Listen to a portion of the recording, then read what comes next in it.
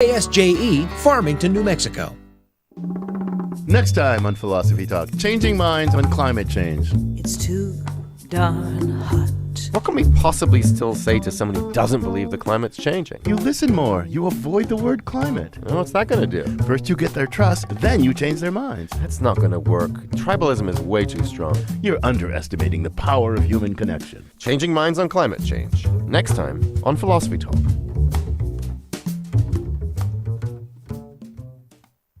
Listen to Philosophy Talk every Tuesday at noon on KSJE 90.9 FM, Farmington.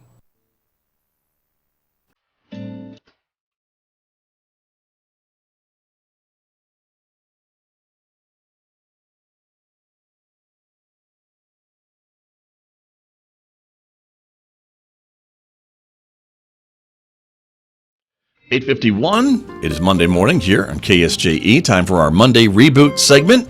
And Lewis Campbell is joining me. And guess what? He is in the studio this week for a change. How about that? Good morning. Good morning. How are you? I'm good. Good to see you, actually. You're not in a little box. Well, you are in a little box, but you're actually sitting across from me, too. So, welcome.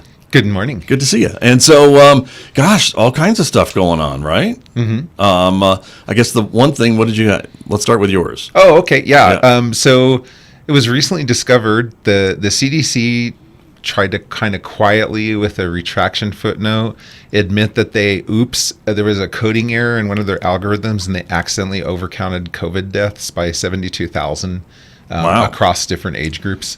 Not a huge number, but still a little bit significant. Right. And, just a lot of questions about, okay, what coding error? They're not talking, but it's kind of interesting. Interesting. That is unfortunate, because I think a lot of folks were a little skeptical, right, during the peak of COVID, wondering where all these deaths were coming from. I think we heard from a lot of families who said, well, my loved one passed away in the hospital, and they said it was COVID, but it really wasn't COVID, or it could be related to some of that stuff. We don't know. No one's saying. No one's talking about it, really, except to just say we've made this adjustment by 72,000. Yeah. And, of course, the number of actual COVID deaths is certainly a lot higher than 72,000, unfortunately, during this whole pandemic in the United States. It's not statistically significant. Boy, say that 15 times fast. Right. But it's still kind of, there are people that are going to make a big deal out of it. Sure.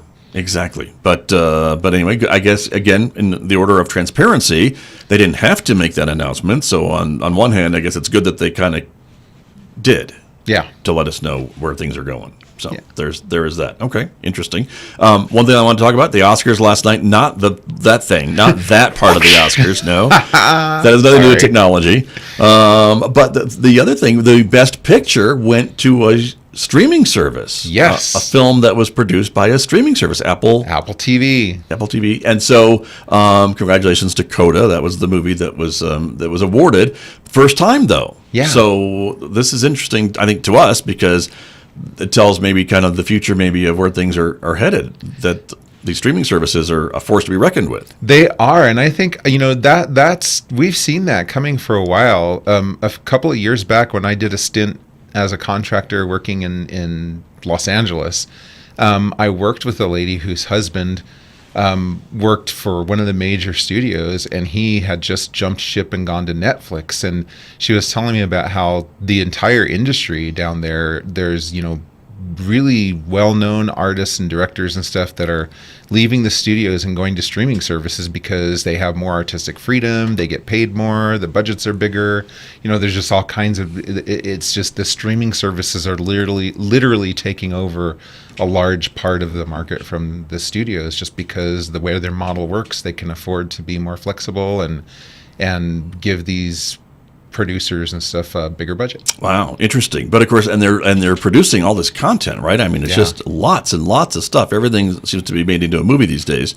But I think that may not be the case for a permanent case, right? Because they're going to run out of money eventually, right? I mean, even Apple has doesn't have that deep pockets. I mean, they've got a lot of money, certainly, to throw at things like this, and Netflix and Amazon, but they've got competition, too, from the other ones, like the Peacocks, the Paramount Pluses, and the HBO Maxes, and some of the other ones, too, right? Yeah, now it's a matter of competing with each other. But the reason it works for them, too, is because their break-even points aren't as high, right? True. When you're a traditional studio and you're trying to release this big movie out to all these theaters, you have to make a lot of money to do the break even, and these guys don't quite have the same level of need to do that. Right. Very true. Well, we'll see what happens. But for now, I mean, they are certainly a big player in the movie industry, and I think the traditional movie studios are taking notice. Yes, of absolutely. Some of these especially, I think they've been taking notice for a long time. Very true. Yeah. Well, that's very true. But it's getting more crowded too with some of these things. Oh yeah. With the other streaming services. The streaming services are basically just like shotgunning content. Like, and the studios are really selective, but the streaming services are saying like, hey, if you're talent, we'll bring you over and do whatever you want, do a whole bunch of stuff, and we'll throw it all at the wall and see what sticks. Right. But that doesn't seem like a really good business model to me, although I'm not a business genius by any sense of the imagination. Well, then again, you look at the studios and they have to for a movie to be profitable, they have to get a lot of viewers. The streaming services don't. They just, the amount of viewers they need to make something profitable is a lot smaller. So they can make smaller things and just make a lot more of them. Right. Well, and just to pick up on that just for a minute, because I think folks were talking about that even this morning. I think I heard a story about how, opposed to the traditional model of cable and like satellite subscriptions, right, where you'd have a customer and they'd be with you for maybe a year contract and renew, streaming services are a little different in that they want you to be a member forever, but you could sign up for Apple TV Plus, let's say, for a month, stream all the shows you want to stream and binge them all in that month and cancel, and you're out. And then you have a lot of the newer streaming services coming up that are completely ad-based, like Tubi and all these other ones. Right. And what they're discovering is all the ad revenue, the customers that want to do ads, they want targeted ads. So they're getting a lot more customers. They're stealing away from other traditional media. So even their model is increasing. Their business model is increasing. So. Very true. Very interesting. Well, we'll see what happens. Hey. All right. Lewis, that's all the time we have. All right. But thank you. Thanks, everyone. Have a great week. You too. There he is. That's Lewis Campbell from Cintigy Computer Systems, my guest this morning right here on KSJE.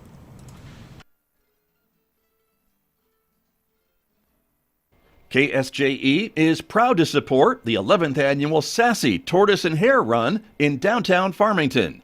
5 and 10K fun runs and a 1-mile stroller roll, beginning at 10:30 a.m. Saturday, April 2nd at Orchard Park. Music, food trucks, and more until 4 p.m. Find out more about the Sassy Run on runningguru.com. The Sassy Run is a fundraiser for sexual assault services of Northwest New Mexico.